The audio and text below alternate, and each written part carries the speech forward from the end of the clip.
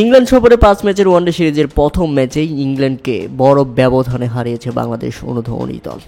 হ্যাঁ দর্শক, প্রথম ম্যাচেই বাংলাদেশের যুবরা জয় পেয়েছে 87 রানের বড় ব্যবধানে।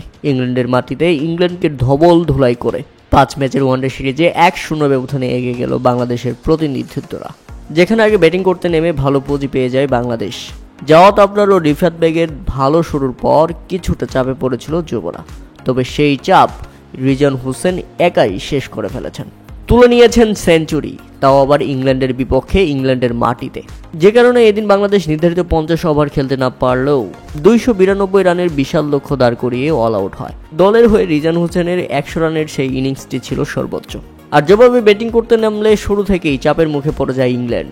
প্রথম ওভারেই 4 রানের মধ্যেই প্রথম উইকেট হারায় ইংল্যান্ড। এরপর সুবিধা করতে পারেনি 181 রানে 5 উইকেট এবং শেষ পর্যন্ত 205 রানে অল আউট হয়ে যায় ইংল্যান্ড। যে কারণে 87 রানের বড় জয় নিয়ে ইংল্যান্ডকে হারিয়ে মাঠ ছাড়ে বাংলাদেশের যুবরা। বাংলাদেশ যুব দলের জন্য অভিনন্দন। আশা করছি সামনে তারা আরও ভালো খেলবে এবং ইংল্যান্ডের বিপক্ষে সিরিজ জয় করে দেশে ফিরবে।